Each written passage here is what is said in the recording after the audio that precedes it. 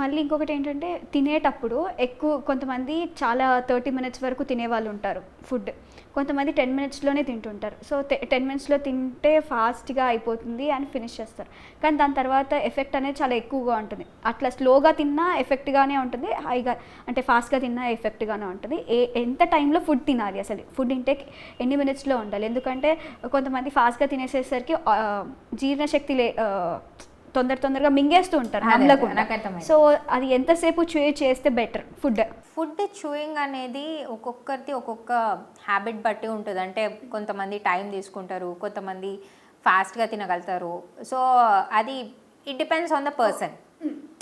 So మీరు food ఎంతసేపు అయినా తినండి, మీరు బాగా చూ చేసి తింటే బెటర్. మీరు ఫాస్ట్గా తింటే అనవసరంగా మీ హెల్త్కి ఇష్యూస్ వస్తాయి, బికాస్ డైజెస్ట్ అవ్వదు సరిగా. యాక్చువల్లీ మంచిగా చూ చేసి తింటేనే కరెక్ట్. టీత్ ఇచ్చింది దేవుడు మనకి టీత్తో చూ చేయడానికే. సో మంచిగా చూ చేసి తినడమే కరెక్ట్. కానీ తిన్నాక కంపల్సరీ రిన్స్ చేసుకోవాలి. అంటే మీరు తిన్నాక మీరు వాటర్ తీసుకొని ఒక్కసారి గార్గిల్ చేస్తే మీకున్న ఫుడ్, అంటే టీత్కి ఏమైనా ఫుడ్ అంటుకున్నా, గమ్కి ఏమైనా ఫుడ్ అంటుకున్నా అది వెళ్ళిపోతుంది.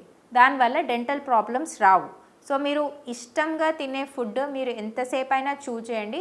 తిన్నాక మాత్రం కంపల్సరీ రిన్సింగ్ చేయండి. అండ్ ఇంటర్వెల్స్ మెయిన్గా ఏంటంటే చాలామందికి తెలియని విషయం ఏంటంటే ఇంటర్వెల్స్ అంటే ఏంటి అంటే, ఇప్పుడు ఫర్ ఎగ్జాంపుల్ మీరు కంటిన్యూస్గా మార్నింగ్ నుంచి తింటూనే ఉన్నారు, అంటే అవర్ గ్యాప్తో 2 అవర్స్ గ్యాప్తో, కొంతమందికి అలవాటు ఉంటుంది అవర్ గ్యాప్తో 2 అవర్స్ గ్యాప్తో తింటూనే ఉంటారు, రోజంతా తింటూనే ఉంటారు వాళ్ళు ఏదో ఒకటి.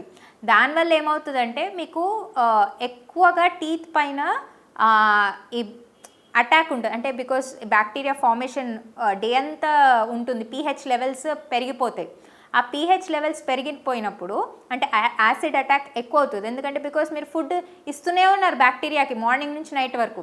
సో అది ఫుడ్ ఎక్కువ ఉండడం వల్ల టీత్ ప్రాబ్లమ్స్ అవుతూ ఉంటాయి. సో దానివల్ల ఏమవుతుందంటే మీకు at the end of the day చాలా వరకు పళ్ళ ప్రాబ్లమ్స్ వస్తాయి.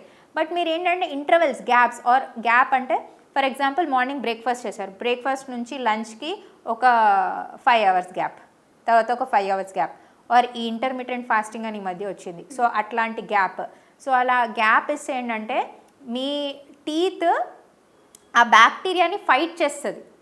అంటే ఏదైతే ప్లాక్ కాజింగ్ బ్యాక్టీరియా ఉందో అది ఫామ్ అవ్వకుండా ఆర్ అది బతకకుండా ఫైట్ చేస్తుంటుంది.